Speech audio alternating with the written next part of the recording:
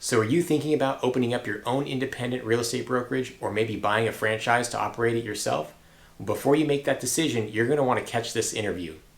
We interview Rick Jiha, a top producing agent, team leader, professional coach, and MC, who's going to share his insight and knowledge about the pros and cons of opening up your own brokerage or running a franchise. Rick opens up with all of us and shares his very real and raw journey with us from the time he received his real estate license through the times where he operated his own franchises to where he is now as a team leader and top producer at eXp Realty. You're going to want to watch this interview and stay tuned before you make any decisions.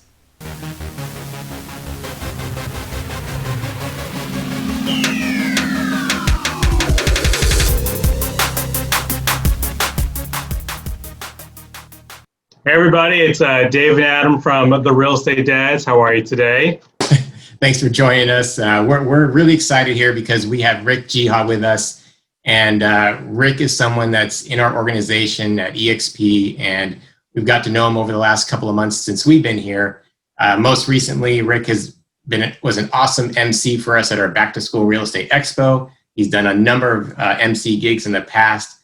Rick's got over 40 years of real estate experience, and he's run his own franchises before coming to eXp. And we thought we've been running into a lot of people thinking about starting their own franchises in real estate or opening up their own shops. And we thought Rick would be a great person to speak with since he's had experience with running his own and then bringing his business to eXp. So Rick, thank you for joining us. Thank you, Rick. My pleasure, guys. Good to see you, and thank you for the invite. I'm sorry if there's a little bit of an echo, but I'm basically borrowing someone's office. But I like it. It's got nice, accoutrement. So I was really excited that you guys invited me. And a lot of times when I'm talking to people I don't know and I have no idea who'll be watching the recording, I just like to tell them a little bit about my background story. Will you guys be okay with that? Yeah, please. Yeah. So as they told you, my name's Rick Jihan. About 4 months ago, I celebrated my 40th year selling houses. I'm born in Oakland, California, and raised in the Bay Area, native Californian. And my dream was to be a dentist. And while I was going to Cal State Hayward in Northern California to get my degree in biology, I applied for dental schools and I got rejected by 13 dental schools. Meanwhile, back at the home, so to speak, I had over 70 relatives that had jumped into real estate between 1965 and 1980. And so there's a lot of pressure in the family, even like for a guy like my dad, who was a career guy at Lockheed. He even got his real estate license to sell real estate on weekends and evenings when he came home from work. So I got my real estate license and started selling real estate in May of 1980. And still did a lot of other things, finished my degree, worked at my mom's restaurant, and worked at FedEx to get health benefits, and did all kinds of different things to sort of augment my real estate income in the early years. But I was always at it. I was in the office at night, early in the day. Whenever I had a chance, I'd be in there trying to drum up business. And it was really with very little training. My uncle whose brokerage I went to work for didn't really train people much. But fast forward, I figured out how to sell real estate. And by 1992, I was one of the top producers in the county that I lived in. And in 1993, I got asked to go run someone else's office. And at the time, it had 12 agents. I'll fast forward from 1993 to 2001. I grew that office from 12 agents to 130. And I became one of the biggest, most well-known recruiters in Northern California for this company that had 21 offices that I was with. In 1997, they had sold the company to a company called Sendant, which today we know as Realty. And so we went from being an independent in 1997 to being a franchise. We became a Century 21 franchise. So my recruiting prowess got me recognized by Century 21 Corporate, and the office that I ran by the end of sort of 98, 99, we were one of the top 10 offices in the world in both production volume and units. Wow. And we were very proud of that. We were number 2 in volume in the year 2000 and number 6 in units in the world for Century 21. Just our humble little office in Fremont, California, where I worked. And I'm not saying that's because of me. I'm saying we did have really good success at gathering quality people. And we were really the most sought after office at that time. So I learned a lot. And as things changed, they decided corporate wise, they would change those Century 21s to Coldwell Banker. All the years we had been with the other company and Century 21, I had the same boss. And that boss's name was Gino Blafari. And Gino today is the CEO of Berkshire Hathaway Home Services. And he was my mentor. He taught me how to understand educating agents, training agents at a really, really high level. But more than anything, he taught me how to recruit, and not just recruit, but retain. He always said, your biggest job, Rick, is to recruit, retain, and educate. That's what we want you doing with the agents. So I took that to heart, followed every step he gave me. And so starting that same year that I went to work for him in 1993, I started teaching also. Everything I was learning, I was teaching. And it started my passion for speaking and coaching. And so here we are today in 2020. I've been speaking professionally for 27 years. In 2001, when I left, I found Keller Williams. Over the next several years, I opened up 9 Keller Williams Realty franchises and was really enjoying the income and all of the benefits of owning real estate companies, running a real estate sales team, and earning something called profit share that Keller Williams had at the time. Yeah. And then 2007 hit. Oh my gosh, right? So I had 9 offices, and 7 of them were in the worst areas. And the 7 of those 9 offices were costing me and my partners $100,000 a month to keep open. So we were literally hemorrhaging money. Wow. So by 2010, my 30th year in the business, 2010, I was broke. I had no retirement, no savings. My credit score was below 5, and I had about 7 figures of debt. I had lost all my homes that I owned in my divorce. So I was a real estate agent selling homes for 30 years and didn't own a house or any rental property at that time. So not a real good testimonial to someone selling houses for a living. And at the same time, my mindset was enough to crucify myself, so to speak. But there was one thing I knew, and that was how to sell houses. So I got busy and got back to work. And I started rebuilding my real estate sales business. And in 2015, felt the pressures of corporate Keller Williams on my speaking and coaching career, and decided to part ways and just kind of hang my license with a small mom and pop shop. About that time, by the way, gentlemen, both back in 1993, when I left my uncle's office, in 2001 when I left that company, and now here we were again in 2015, and I had people asking me the same question they'd asked me in 93 and 01 and 2015, which is, why don't you just open your own shop? Why don't you just open Rick Jihad Realty?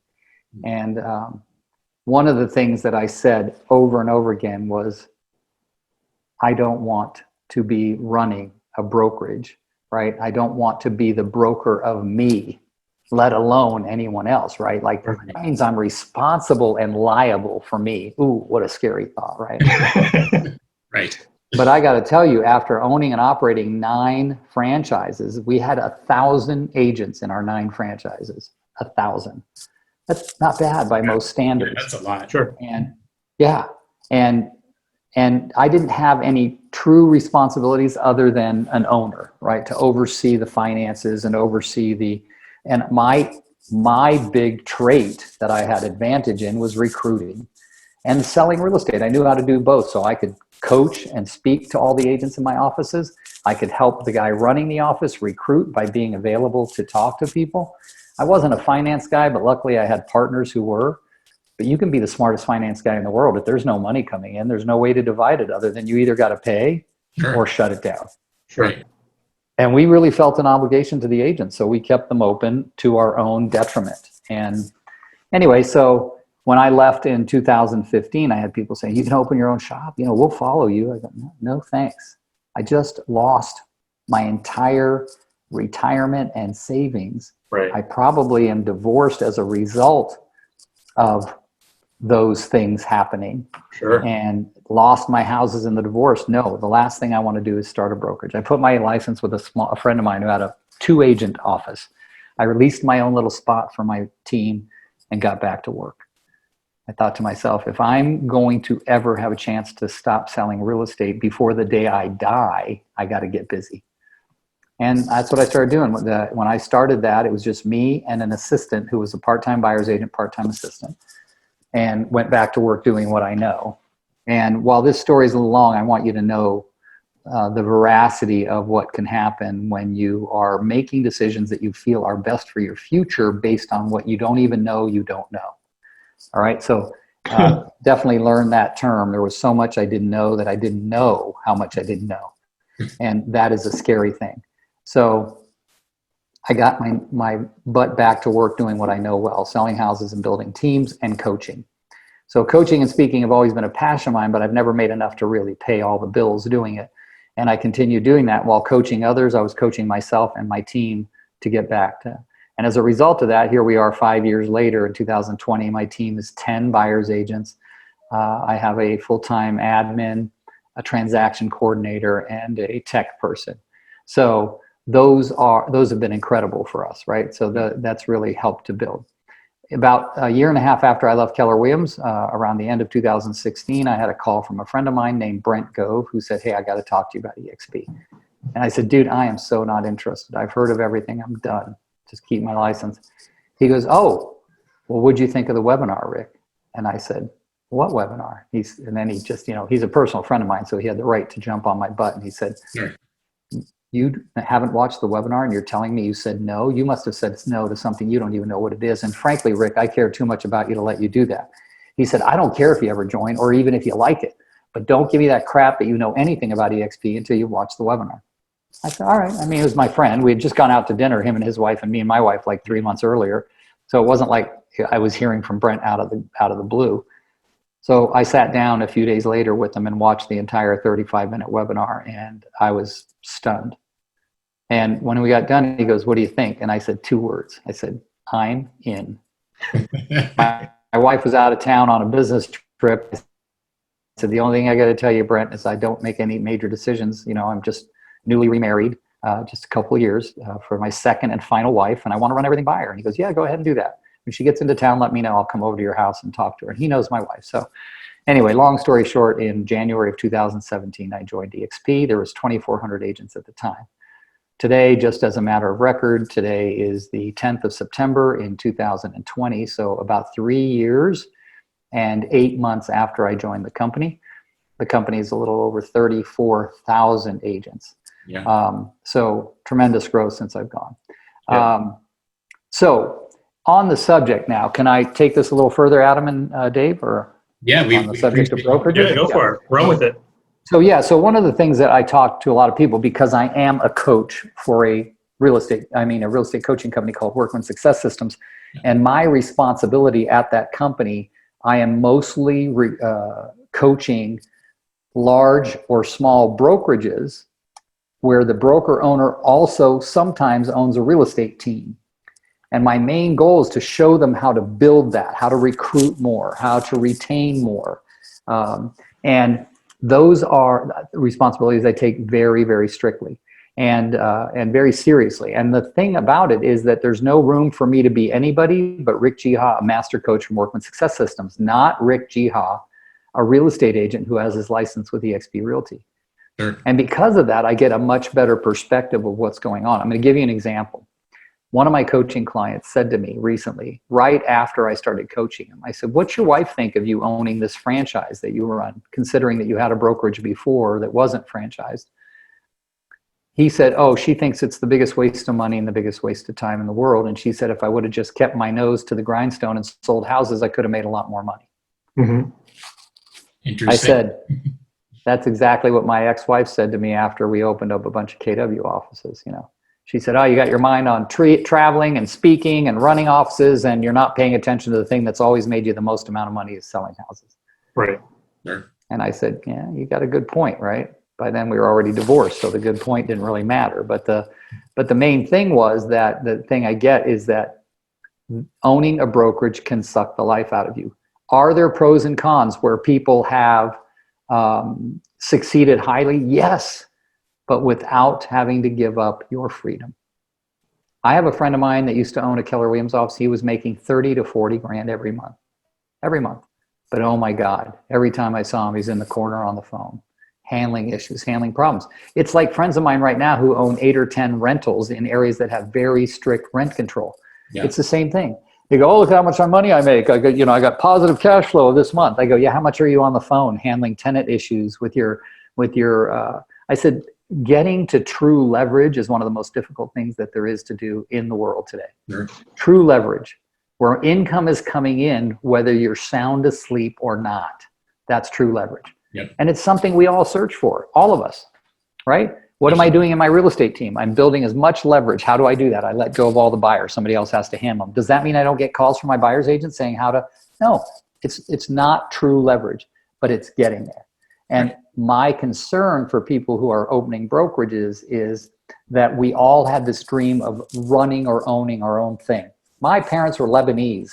They came to this country and saw nothing but opportunity, and they always said, own your own thing, run your own thing. My mom ran a business, a restaurant business. It was definitely the best food, very well attended restaurant, but there wasn't that much profitability. She could have never gotten rich on it. She made some money, but we by no means were rich as a result of owning a restaurant. But that money came with a price. It came with a price of health and hard work and hours and hours and hours on days when you had no balance, right? Yep. So the beautiful thing is, if you want to learn from a 63-year-old, right? Because remember 2010, how old was I in 2010? I was 53. Years younger. Yeah. 53 years old, looking at the fact that I had no money and I'm in my 30th year, and what am I going to do so I can at some point have a retirement? Right. So when people, and I get a lot of people, even now that I'm at EXP and I'm a trainer and a coach, people say, I'm thinking about opening my office. I go, look, I don't care if you join EXP, but don't you dare open a brokerage. Right? Now, there are advantages, and I'll tell you which ones. I have 3 friends around the country that are, probably 4, that are doing amazing with their own brokerage because there's no one allowed in the brokerage except their team. I don't even really call that a brokerage. I just call it a team being run that's brokered by the same lady who runs the team, the team leader. Right.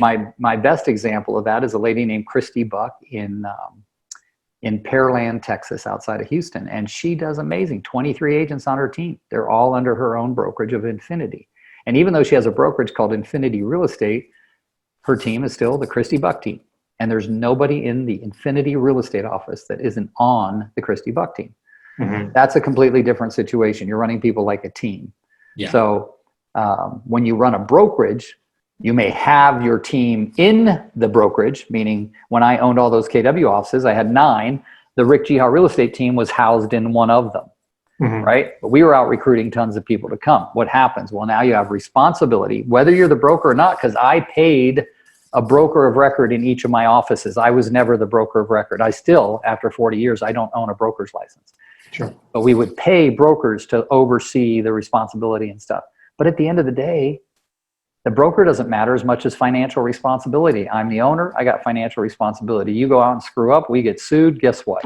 Right. I'm getting sued too, not just the agent. Right. So there is a lot of responsibility and liability. And I see a lot of it go away when you're just running a brokerage that is just one team.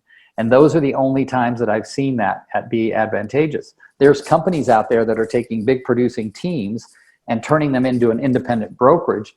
But the charge is, in my personal humble opinion, is like chokes me to think that somebody would pay that much to someone else to help them run their own independent brokerage.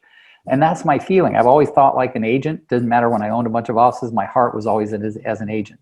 And what I want as an agent, I want people to leave me alone, let me be autonomous in my sales, be available for help when I need it. Right. All right. And don't take much of my money. Let me take the majority of it, and I'll do the things that'll benefit my business. And you can do what you want with your money. Right. And that's what I feel. It's honesty. Like the one thing I know after owning brokerages and teaching recruiting is every agent is looking for something different for themselves. Right. And the companies that have the most amount of value propositions are the ones that attract the most agents. Meaning, if somewhere in those 30 value propositions that EXP has, or Compass, or Remax, or Coldwell Banker has, an agent says, oh, I like that one and that one and that one, and I love those, that's enough, I'm coming. Right? Maybe keeping the majority of their money isn't in their value proposition. Maybe that's not their issue.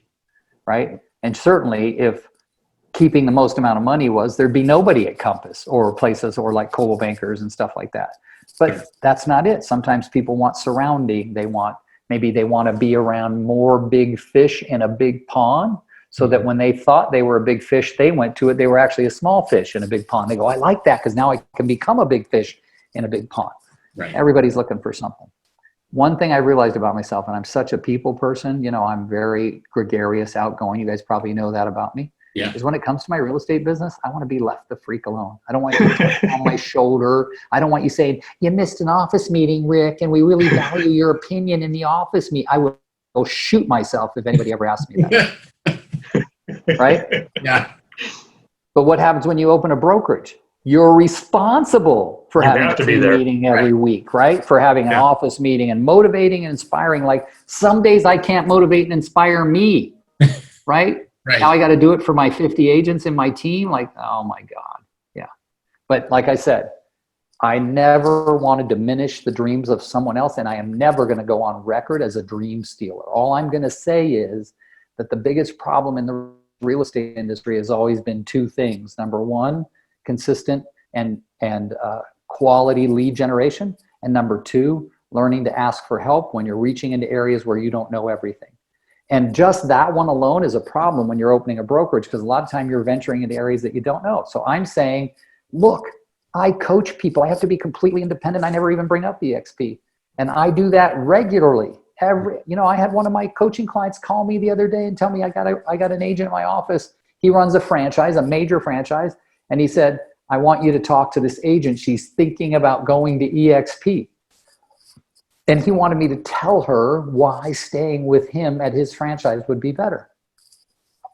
Talk about hanging up any conflict of interest. He called me last week. Yeah. He said, Rick, it's been 3 weeks since you talked to her and she still hasn't left. I'm so thankful for whatever you said to her. Right?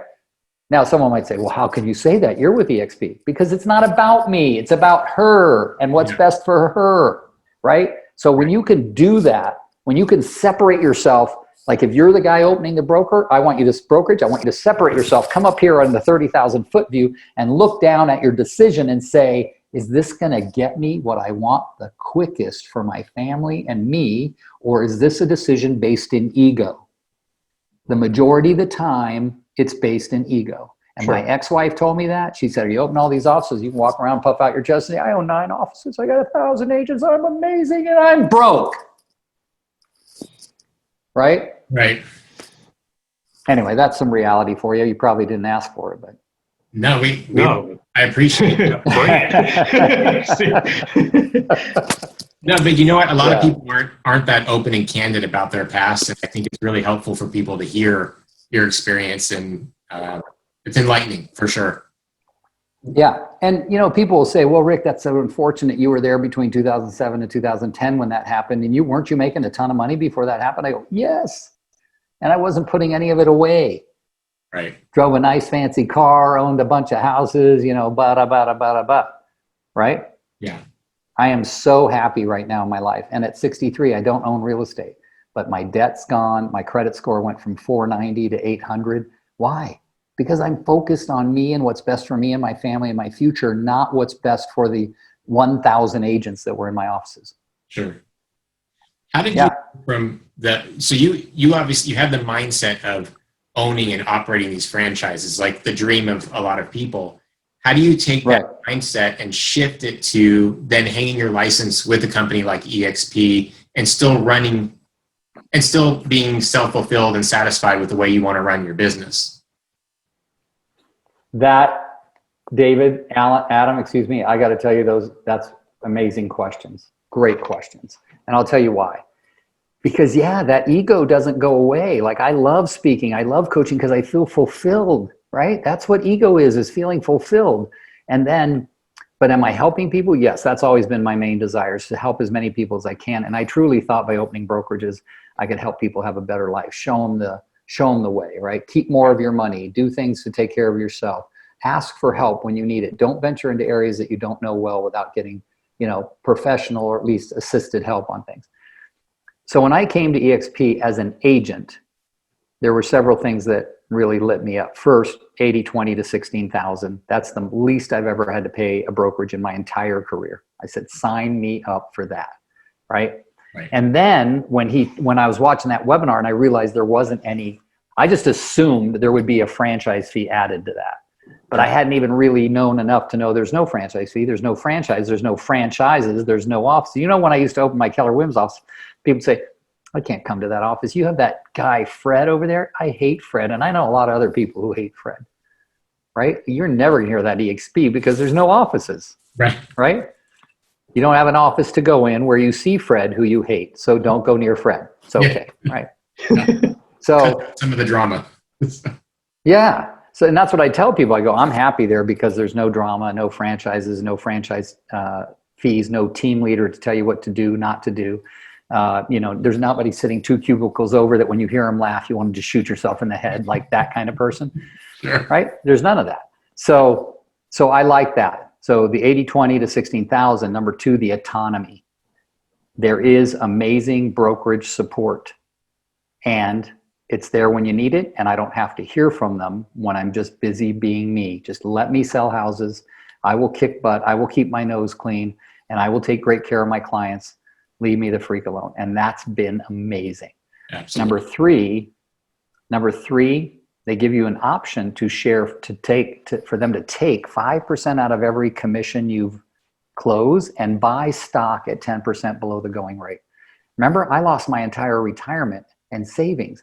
I heard about this and I'm like, okay, slowly but surely I can use that 5%. I won't even notice it being gone from my commission, right? And it'll start building me something. My wife is in charge of all the money. She just told me day before yesterday that by doing that, right, that little bit, okay, that we have now, the value of the stock we have with EXP is $600,000. Nice retirement fund. From a zero retirement fund to that. Now, I could have been selling real estate for any major franchise, done the same amount of business, because that's up to me, not the franchise, right? Right. But I would have had all that 5% money. But you know what that 5% added up to that I gave the company to earn all that stock? It's $71,000 in 3.5 years. Wow. I've paid in $71,000 and I've got $650,000 worth of stock. Now, did the stock go up? Yes, of course it did. Yeah. But that's the beauty. Could it go down? Yes, but it's still sitting there.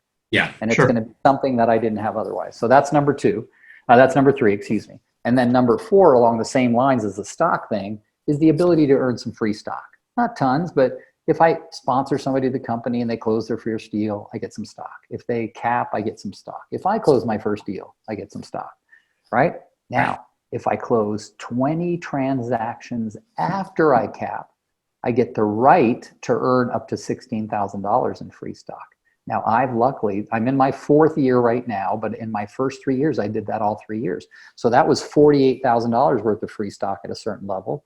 So add that to all my others. It's part of that $600,000 worth. Amazing, right? Yeah. And every time I do that, I get to add that. So that was another benefit that I had, is what free ways you could earn stock. Last but not least was the revenue share. Keller Williams had a program called Profit Share. Sure. The greatest thing about Profit Share was when the offices were profitable and you had sponsored people in there and those people had sponsored other people, you were getting paid nicely to do that. Mm-hmm. But you can sponsor a ton of very productive agents at Keller Williams, and if they happen to be working at an office that's not profitable, then you get nothing. So I can tell you that about 10 months ago, I had a check for Keller Williams Profit Share 5 years after I left for $7,000. I dropped on my knees. I said my prayers. I'm like, thank you, God, for this gift that keeps coming. Last month, that gift was $323. So why did it go so low? No profitability in the offices. If the offices aren't profitable, nobody gets any profit share. Right. It doesn't matter that all the people I sponsored still are selling lots of houses. I'm not getting anything. What did I like about revenue share when I came to EXP was that revenue share, if I sponsor somebody, they sell a house, I get paid immediately. We're not waiting for nothing. You get paid the very next month. Right. Right? And that's been very beneficial. It took me 4 years at Keller Williams to get my profit share to $5,000 a month. 4 years. I was out of my mind ecstatic. I come to EXP, right? Don't know nothing. It took me 6 months to get my profit share to $5,000 a month. 6 months versus 4 years. 4 years. Yeah. Why? Because because rev share is more immediate, right? You sponsor the people, they sell a house, you get paid. They don't sell a house, you don't get paid, right? Right. So what's that caused me to do? Lots of free coaching I give away, not to people at EXP, but to people everywhere. My free Friday coaching call has 650 emails, names, and addresses on it, and they are every company you can imagine all over the US and Canada. But the more I give back, the more beautiful my life is. So I give back that way by coaching for free, helping people to understand business and life at a very deep level. So those, for me, why not go like whatever your passion is, do more fishing, do more knitting, do more, gardening or playing golf or sleeping in, right? And not have the headache of other people's problems. Have I sponsored people to EXP? Yes, quite a few, right? My organization at EXP, and I generally don't like to talk about this, but it's about 1,600 people.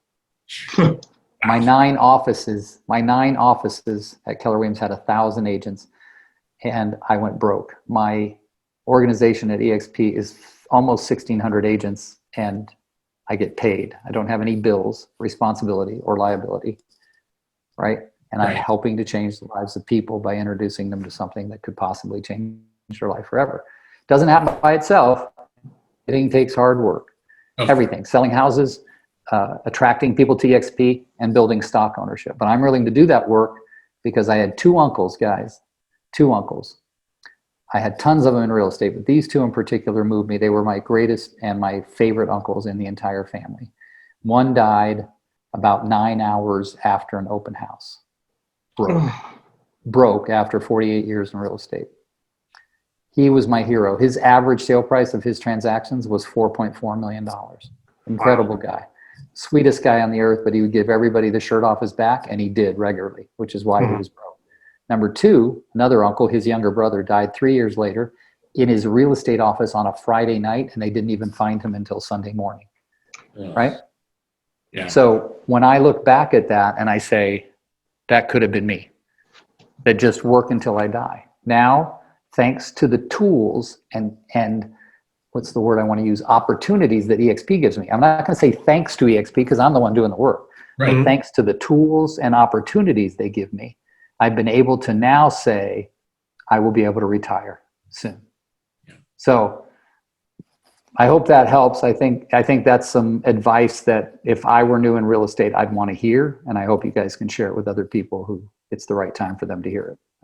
Yeah, no, absolutely. And it's great to hear that you're still able to do what you're passionate about. But you were, it started off as owning your own franchises because you wanted to help and build and coach, but you're still able to do all that and not have all the headaches. So yes, and they're not all intermingled. Like I can go out and do a speaking engagement that just has to do with Rick Jihan and has nothing to do with EXP, right?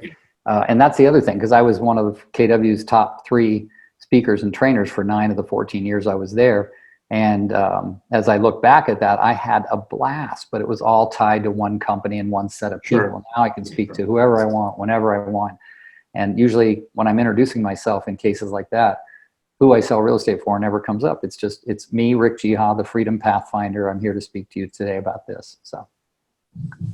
Dude, you look so relaxed. I mean, with having 1,600 people under your organization, the traveling tour with your workman success systems, it's like you look great, dude. Thank you. Well, I'm talking to 2 of my 1,600 right now, and I'm having a blast. So, yeah. Well, thank you guys. This has been great. And can you think of any other questions that you'd like me to answer that I haven't in that? I mean, I know I talked a while, but I wanted to cover a big subject. So. I think you covered it all. No, it's great. The personal story and your journey all the way to where you are now. It was great. Answered everything we were looking for. Well, thank you guys. I appreciate the invitation. It's always an honor. And when my big rig tour gets around to LA, I'll make sure we connect. All right. Yeah, that'd be awesome. All right, guys. All right. Great to see you.